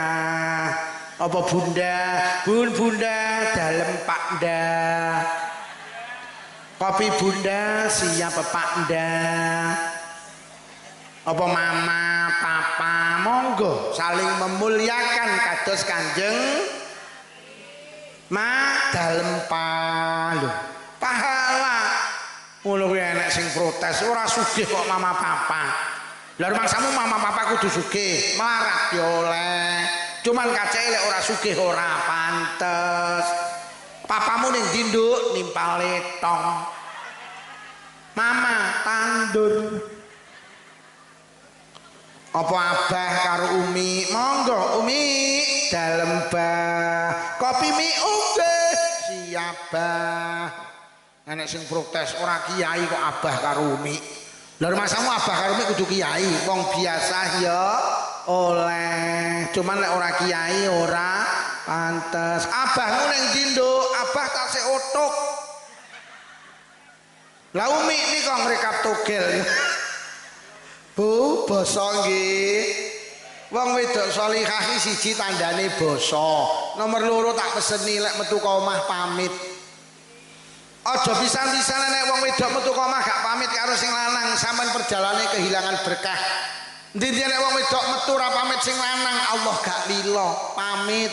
Ya kula badhe teng Peken, heeh. Ya kula badhe teng Kediri, heeh. Ya kula badhe teng Prambon, aja. Lek aja ya aja budal. Pamit. Aja kaya wong saiki ra tek gelem pamit iki mergo ninggal memean. Mosok ninggal memean ya mendung-mendung aku arep ning pasar, awas lek kudanan tak tunjuk ndasmu ya. Nomor loro metune kudu Nomor telu lek enek apa-apa but sing lanang delen ngarep. Mergo bojone sampean ke pemimpin, sampean gak boleh ngatur diri panjenengan sendiri, harus diatur karo pemimpin. Mbak, sida nderek rekreasi apa ora? Jawab sampean ini, "Sik, tak matur bapake Cacah. Lek karo bapake Cacah pareng aku nderek, lek ora ya ora." Mbak, sida nderek arisan apa ora? Sik, tak matur bapake Cacah. Lek karo bapake Cacah paring aku nderek lek ora ya. Lho, salihah kuwi. Aja kaya wong-wong kuwi, Mbak, sida melu warisan sida, melu pira 3. Gak pamit bojomu ta apa? Bojoku manut karo aku. Kuwi jenenge wong wedok PKK, pekok. Wis, lho iki kok mulih iki. Lho. Kok mulih iki? Alah. Aja enek sing mulih iki, enek sing mulih neh tak dongakne sing lanang wayuh. Balik ora wong iki mau. Bablas. Berarti enek sing mulih rondo. Lek arep pipis sik mau diomongi kon gawe pempes ya ora gelem ngono kuwi. Bu, wis muga-muga sing rawuh menjadi istri yang sholihah. Ya untungnya swarga niku mboten pantes ora pantes. Surga itu hak prerogatif Allah. Senajan mungguhe manusa ora pantes, tapi lek mungguhe Allah pantes, tidak ada yang bisa menghalang-halangi mlebu swarga. Muga-muga awake dhewe pantes mungguhe Allah Subhanahu wa taala. Ora lo malaikat balik neh. Kok wong-wong ke mau njaluk swargaku apa wis terus swargaku dereng Gusti. Kira-kira tak duduhi swargaku apa yang dijaluk? Kula yakin sing disuwun didohne saking neraka panjenengan. Lho apa wis roh nerakaku dereng Gusti. Umpama wong-wong sing hadir nang pengajian ning Tunggul Rejo kae, tak duduhi nerakaku sing dijaluk apa? Kula yakin Gusti sing disuwun pangapura panjenengan. Lho, lha nyapa kok ngono nggih? Mergo sing iso batalne mlebet neraka niku namung pangapura panjenengan. Wis lek ngono malaikat, lek pancen wong sing hadir nang pengajian sing dijaluk pangapuraku sak bubare pengajian kabeh sing rawuh dosane tak ngapura, amin ya robbal. Koyok ngene iki lho ganjarane wong ngaji, mulih ngaji insyaallah dosa kula karo panjenengan di ngapura kalih Gusti. Mula lek pengen dadi wong apik siji kudu sregep nomor loro. Lek pengen dadi wong apik ora cukup sregep ngaji tok. Nyatane akeh wong sing sregep ngaji, sing cetil ya panggah. Sing gak jamaah ya panggah ora Lho lek ngono sregep ngaji tok ndak cukup. Nomor loro lek pengen dadi wong apik kudu ngulinakne penggawe apik. Apik karo elek iki ora dadak, apik karo elek iki mergo kulino. Kok ning Tunggul Rejo enek wong apik iki mergo kulino nglakoni penggawe apik. Kok enek wong elek mergo kulino nglakoni penggawe. Anak-anakku cah mabukan iku ora asal moro-moro mabuk. Asal iki ya ora doyan. Asal iki sak gelas didum cah 40. Dadi mek didilati tok. Susi sak gelas didum cah 20, cah 10, cah 5, sak gelas ditekni dhewe. Akhire sakrat dintekne dhewe. Lek enek ning kene wong apik mergo kulino nglakoni apik, lek ning kene enek wong elek mergo kulino nglakoni penggawe. Sing doyan rokok karo gak doyan rokok ki penyebabnya padha kulino. Ibu-ibu ora doyan rokok mergo kulino gak rokok, bapak-bapak ki seneng rokok mergo kulino. Pak lek pengen leren ngerokok kulinakno gak ngerokok. Bu lek pengen seneng ngerokok kulinakno. Duh, apik karo elek iki mergo kulino. Yo. Bahasa Arab yang angel apa penak? Angel lah sampean ra kulino. Paling sampean tak ceritani gak percaya. Kula dek kapan tindak Mekah. Lho kok ning Mekah ya Allah. Lho kok cah cilik-cilik kok pinter bahasa Arab tuh. Mergo kulino. Numpak peda pancal ya angel apa penak? Angel wong peda kok ditumpaki, dideleh tok ambruk kok. Lho aja kok jagang lho. Peda iki dideleh tok ambruk. Lah nyapa sampean tumpaki gak ambruk? Mergo kulino. Nyetir mobil ki angel mergo bane ra ketok. Lah tapi nyapa kok melindes sikil jenengan sakit? Mergo Bu. Laptop angel apa penak? Laptop angel apa penak? Angel kangge sing gak lek sing kulino. Nah. Ngoprasekne HP iki angel apa penak? Penak kangge sing ora kulino. Jajal mbae sing sepuh-sepuh kae, Mbah, sampeyan iso ngoprasekne HP iki. Lek iso PN. Ya ndak ilem mergo ndak iso. Lah ngapa kok ndak iso? Mergo ndak Lho tenan. Zikir ki angel apa penak? Zikir ki angel apa penak? Penak, tapi lek ra kulino.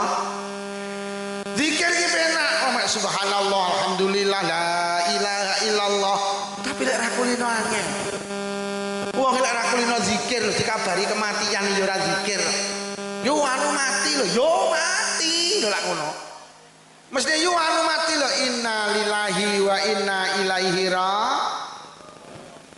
Wong enek listrik mati lho sak Tunggul Rejo lho uline padha yo. Basa murup lah. Ya. Mesti listrik mati inna lillahi wa inna ilaihi raji'un listrik murup piar alhamdulillah. Lho niki mak mergo kulino. Oleh ra kulino ki arep makmu ora maca bismillah lho entuk kotakane dibuka cocok entaki. Uwat bar ya alhamdulillah malah pedes. Iya apa ora? Duh tenan apa-apa ki mergo kulino.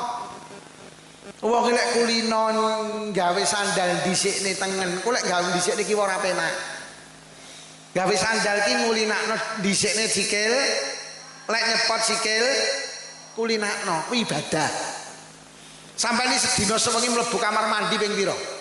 Eman-eman lek ora dikulinakne mlebu jeding ki kulinakno sikil.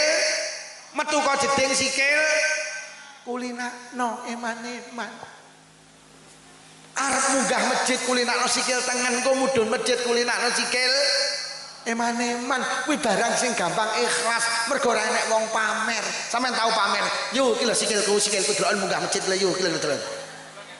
Tapi lek liyane kuwi sampeyan gampang pamer. Kulina lho tenan. Kulinakno zikir. Golek kulino lisane gampang. Lho ngumpuli bojo ki lek ra kulino ya ora maca bismillah kok. Dibukane wet. Bar ya ora alhamdulillah malah buayake diungkek enak tenan. Sing wedok takone enak Dik enak, sesuk neh ya oke. Payakan sesuk neh ya Dik insya dikulinakne. Bu, zikir iki penak apa angel? Kulino apa ora? Enek sing gelem zikir iki kulinone lek enek lindu tok. Lek enek lindu la kok lindune kalem zikir kalem la ilaha illallah. Kok lindune mandek ya mandek. Kuwi jenenge zikir cap lindu, gelem zikir lek enek. Pancen kulinane ngono kuwi. Yo dikulinakne. Arep maem maca bis. Bar maem alhamdulillah. Arep numpak sepeda motor maca bis. Mudhun kok sepeda motor alhamdulillah. Dikulinakne. Kalau wis kulino sama lek ora penak. Kang grup selawat iki lho. Misuh yang angel apa penak? Misuh yang angel apa penak? Penak, tapi lek ra kulino jajal ibu-ibu kon misuh. Gak iso mergo gak kulino. Nggih napa nggih? Jajal sing kulino bapak-bapak, kesandung ya cuk. Kesandung ya lho pancen kulinane ngono kuwi. Bocah sing tukang misuh ki mergoku. Aja kok kulinane misuh. Kok lek kadung kulino sembarang kok pisuwi. Sampai pengajian dipisuwi kuwi mambenge nek pengajian ning Tunggul Rejo Ranyang ki ning ditecuk. Lho iki aku nyontokne aja kok kulinane. Nah, ngono kan ya krana kulino. Oke. Ya ulina. Yo. Dikulinakne ki aja ngulinakne misuh ya. Engko lek kulino ya.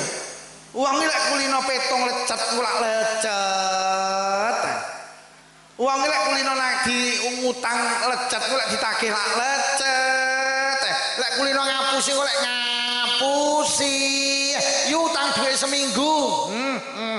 Engko seminggu diparani lek ora diwehi. Mergo kuli enek wong ngono kuwi. Gawe kacamata apa ora? Gawe jerine. Lha enek wong iki kok lek kadung kulino lecet petung ya kulino ngapusi. Omong lek ra ngapusi ya ora penak. Aduh ya Allah. Wong kok kadung kaya ngono kuwi. Sampeyan delok tangga dulur kanca sing tukang ngapusi. Engko lek sembarang lak ngapusi. Ngapusi wis ra duwe beban mergo kadungku. Teko neh cahe. Iya. Iya. Ayo teko neh cahe. Marine mudhun neh. Wis muga-muga dadi anak saleh. Iya kulino ngono iki. Kulinane iki yo enekan ngono iki ya. Nggih napa nggih? Kulino pengajian rong bar mulih ngono iki ya. Ae, wong iki mulih ya. Nyen kulino. Bu. Jamaah iki abot pendeng. Jamaah iki abot pendeng. Enteng kangge singku. Lek ra kulino. Ora usah tersinggung. Wong sing sregep jamaah kuwi duduk kiai, duduk bunyai. Wong sing sregep jamaah duduk alumni pesantren, duduk pengurus NU, duduk tukang ceramah. Wong sing sregep jamaah pengumuman duduk wong sing omahe cedhek musala, cedhek masjid.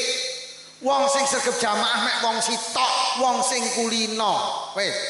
Lek ra kulino mbok omahe mepet masjid, urung azan yo girap-girap. Ora usah tersinggung, ki nek sing batin cangkem ngono. Mula saiki kulinakno jamaah. Engko lek wis kulino sampe lek ora jamaah ra penak. Lho teng Blitar iki enek wong lho 20 taun ora pedhot jamaah. Maca Quran lho ora iso. Tahun 2013 tak takoni budhe jenengane lho jenenge salat kok jamaah terus. Piye niki resepe Mbok Lukman diwehi ben sregep jamaah. Ndak duwe resep nak Lukman. Lha sampeyan kok sregep jamaah nak Lukman aku ki salat nek ra ning masjid ndak parem. Lek ora jamaah ndak parem aku ki. Ya Allah, niki wong bodoh duduk alumni pesantren. Omahe paling adoh karo masjid, tapi 20 tahun ndak putus teko jamaah mergo kadung kulino. Akhirnya karo Allah dikai keistimewaan putrane iki karo Allah kabeh rezekine diparingi penak. Mergo pancen salah satu hikmah jamaah niku la yusibu faqrun fi dunya, ning donya ekonomine diparingi barokah. Yo nutup aurat ya abot pendeng. Ngabot kangge sing raku. Lek sing kulino. Wong lek kulino nutup aurat, gak nutup aurat ra penak. Tapi lek kulino buka aurat, nutup aurat ya ora. Wis mulai saiki kulino nutup aurat. Engko lek ra kulino sumuk. Tapi lek sing kulino, sampe lek kulino nutup aurat, ning pasar kon buka aurat ora bakal gelem sampe. Mergo kadungku gek wong wedok iki lek buka aurat dosane loro. Siji dosa krana buka aurat, nomor loro dosa krana gawe dosa wong liya. Sampeyan numpak sepeda motor gawe celana SMS silite metu sithik. Akhirnya celanane ketat, kaosnya ketat, celanane ketat ning lampu merah, numpak Scoopy. Akhirnya lek lugo rodok ndegek kaosnya munggah, celanane mudhun. Akhirnya bangkeane ketok. Kula ning mburi jenengan kula nyawang niku dosa. Jenengan ya dosa mergo gawe dosa kula. Mula nyawang aurat iki dosa ya ana loro. Siji dosa tapi sumbut. Dalek disawang putih kan dosa, tapi kan sumbut. Dalek disawang wireng nganti panumen. Dosa tapi ora. Yo, aurate ditutup nggih. Piye carane nutup aurat wis mulai sesuk kulinakno. Sampeyan rasa gumun lek Pak Lukman ngomong sak jam setengah ora pedhot kok iso. Lah kulino. Lah kuwi medina Ora pedhot aku yo. Wong kula irong bengi dereng wangsul. Teko Lumajang bikinane, mari kok Lumajang nang Gresik. Mari nang Gresik dalu niki kula teng Bojonegoro wau dalu. Kok Gresik nang Bojonegoro, kok Bojonegoro saiki ning Prambon. Sesuk isuk kula teng Pare kuliah subuh. Mari teko Pare terus nang Gurah. Mari tuh pira kuwi jajal amplope. Sampeyan rasa gumun kok Pak Lukman ngono iki mergo kuli. Uripe mek nyekel mi kae medina kulino. Wis lek pengen dadi wong apik siji ngulinakne penggawe. Mboten nomor 1 sregep nomor 2 wis ngaji, barang apik kudu dikulinak. Wis penak dadi wong Islam, dadi wong apik wis kulinakno kuwi lho. Kulinakno. Nomor 3 terakhir. Lek pengen jadi wong apik sing terakhir, ojo gampang kelingan eleke wong liya. Enek wong arep dadi apik gak sida mergo kelingan eleke wong. Mriki pendak malam Jumat bapak-bapak yasinan Bu. Disukani maem. Bari asinan sampean prai ngeteri tangga kiwa tengen. Sing kok teri ora sing dik malam Jumat ngeteri sampean. Anake muni, "Bu, griya ngriku mboten diteri to." Kono lho ora tau ngeteri rene. Arep ngeteri tanggane ra sida mergo kelingan, tanggane ya ora tau dendam itu menjadikan orang tidak baik. Mula aja gampang kelingan eleke wong. Nyapa yu ora nyang yasinan lunga apa piye ora. Enek tamu piye ora. Rewang apa piye ora. Awakmu lara piye ora. Lah nyapa yu ora nyang kok gelemen wong dheke winginane ning nggenku yu ora nyang. Ya ora. Aja den. Sampeyan duwe tangga cetil bene, pancen tanggamu duduk wong apik. Sampeyan aja tiru-tiru, lek tanggamu ra ngeteri, sampeyan genten ra ngeteri, berarti wong loro padha cek. Lah terus sing apik lho sapa? Lah lek sampeyan tanggane ora nyang yasinan terus sampeyan bales nyang, lah terus sing apik to wong loro padha Yo tenan aja dendam. Yo sampean duwe tangga loman karo tangga cetil seneng ndi? Sampean duwe tangga loman karo cetil seneng ndi? Loman mergo sampean cetil.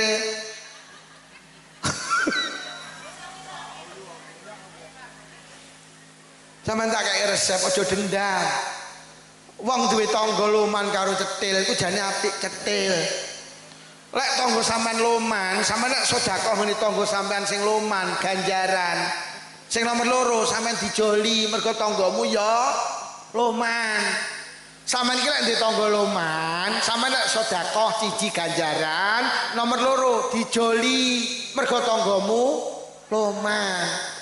Lek sampeyan duwe tangga pelit, sampeyan nek sedekah ganjaran, nomor loro gak diijoli mergo tanggamu.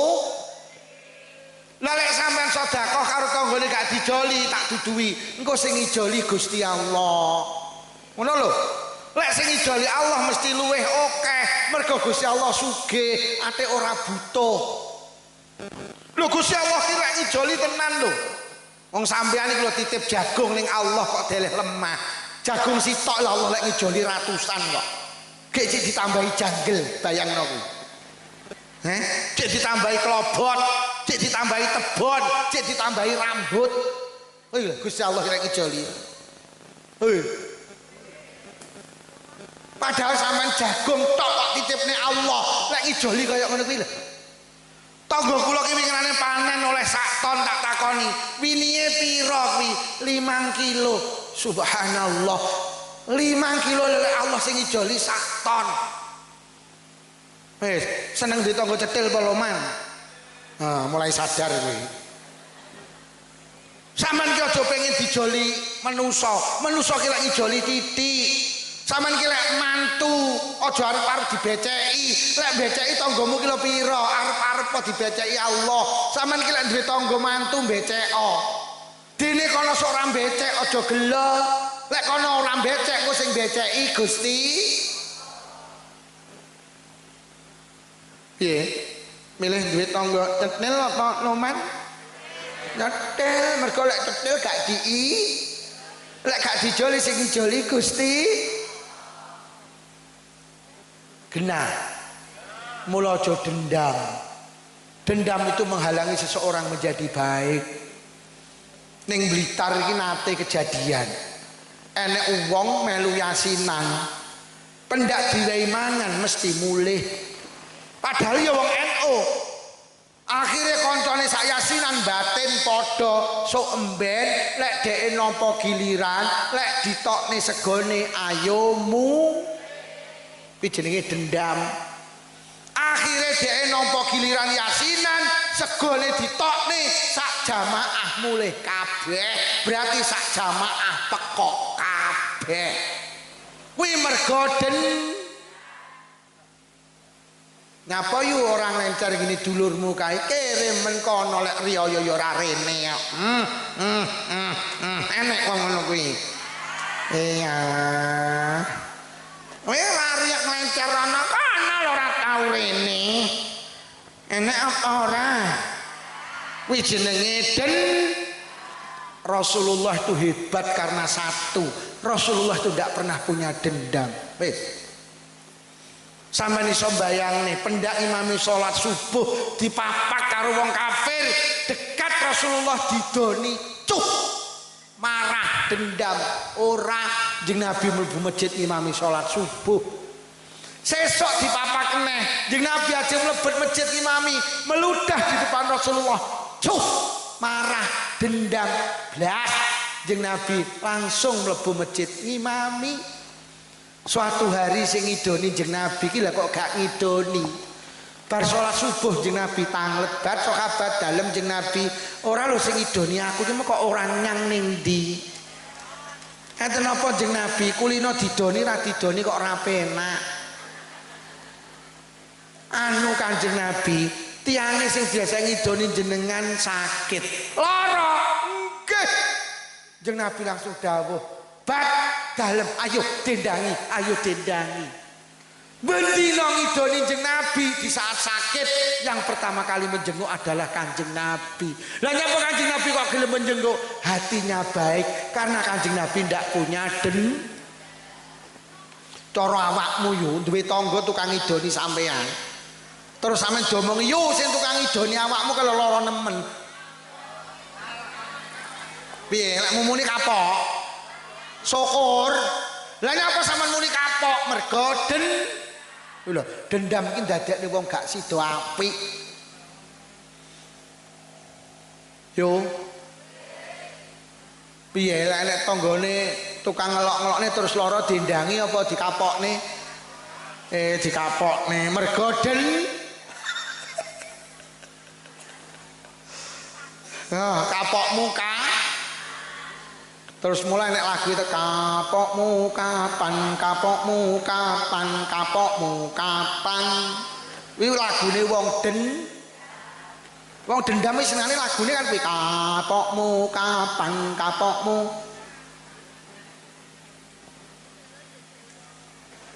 yo aja dendam nggih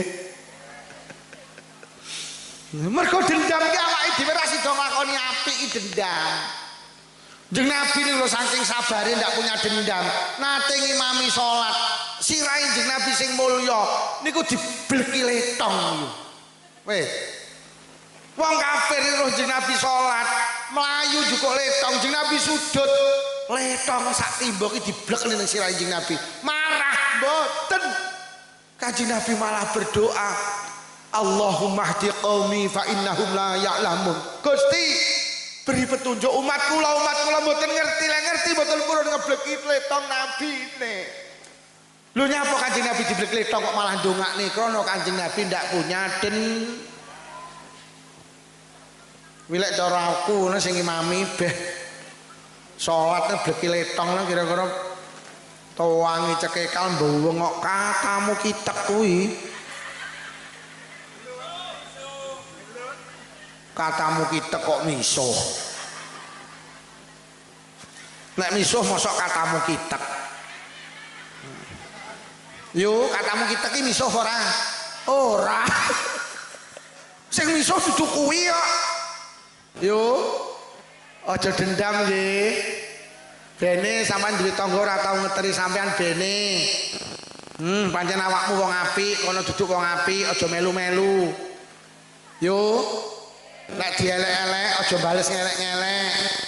Oleh sampean dielek-elek gendan ngelek-ngelek, akhire wong loro padha aja dendam. Mula jeneng Nabi lek dielek-elek ora tau ngelek-ngelek. Lah nyapa ora dendam. Awake dhewe lek dielek-elek gendan ngelek-ngelek, yo sampean dirasani diri sak malih kemayu. Lah dek yo kemayu no, malah kaya wong gatelen ngono. Kuwi mergo wes, lek pengen dadi wong apik, aja Mula Kanjeng Nabi itu mulia karena ndak pernah punya dendam. Wes, sitok aja dendaman. Hei. Sampe nek tanggane mantu becek nggih. Dene sok sampean mantu gak dibeceki aja mergo lek tanggamu gak becek sok sing beceki Gusti. Gak nglencer gini Pak Lurah yuk kirimen aku tahu gawe ini KTP jadi seminggu 2 wulan lagi dadi kuwi dendam jenenge. Akhirnya gak gelem nglencer gini Pak Lurah. Mergo wis ta wong satru ki lak penyebabe lak dendam ta. Nyapa yu? Awakmu kok ora takon karo mah ngarepe. Ra kelingan nggih. Nyapa? Dhek lemantu tahun 2000. Aku lho rewang seminggu ndak mulih yuk. Bayangno.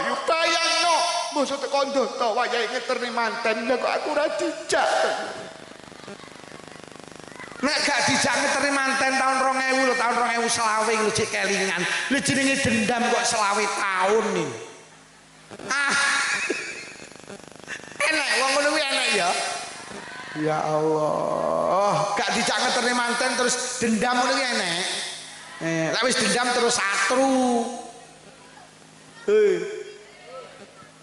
Tanggane mantu ra kon rewange dendam. Kowe gak kon rewang yu. Ora kok wis bene wong dheke ya wis entek iki anake sing terakhir kok. Aku lho jek sok mben mantu, tenan. Dheke ra ngongkon aku rewang. Kok mben titenono. Ora tak kokon rewang dheke. Kuwi wong wis niku mawon dibeta wangsul niru akhlake Kanjeng Nabi sitok. Kanjeng Nabi ndak punya Wes lek niku insyaallah awake dhewe terwarisi akhlak Rasulullah. Siji lek pengen dadi wong apik kudu sregep Nomor loro kudu ngulinakne penggawean. Nomor telu aja gampang kelingan eleke wong liya, aja den. Lek telu niku dilakoni insyaallah kula karo panjenengan menjadi manusia baik. Amin ya robbal.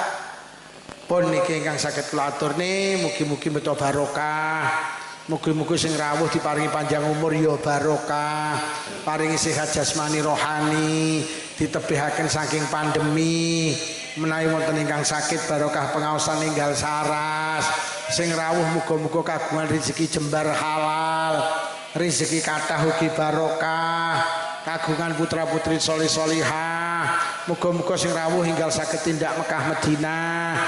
Muga-muga sing rawuh lamun sida pinaringan husnul khotimah. Bi barakatil Fatihah. A'udzu billahi minasyaitonir rajim. Bismillahirrahmanirrahim. Alhamdulillahi rabbil alamin arrahmanir rahim maliki yaumiddin. Iyyaka na'budu wa iyyaka nasta'in ihdinas siratal mustaqim siratal ladzina an'amta 'alaihim ghairil maghdubi 'alaihim waladdallin. Amin. Bismillahirrahmanirrahim. Alhamdulillahi rabbil alamin. Allahumma salli ala sayyidina Muhammad wa ala ali sayyidina Muhammad. Allahumma alif baina qulubina wa aslih zata bainina wa hdina subul salam wa najina minadh dhulumati ilan nur wa janibna al-fawaqisa ma dhahara minna batan wa barik lana fi asma'ina wa absarina wa qulubina wa azwajina wa dhurriyyatina ya Allah. Khususan khassah dzurriyyahipun sedaya piantun yang hadir wonten majelis pengaosan nika ya Allah. Wa tub alaina innaka antat tawwabur rahim. Allahumma rabbana atina fid dunya hasanatan wa fil akhirati hasanatan wa qina adzabannar. Wa sallallahu ala sayyidina Muhammadin walhamdulillahi rabbil alamin. Sedaya kemawon urusan khosoh panitia menawi wonten atur kilang saya agung pangapunten. Wassalamualaikum warahmatullahi wabarakatuh.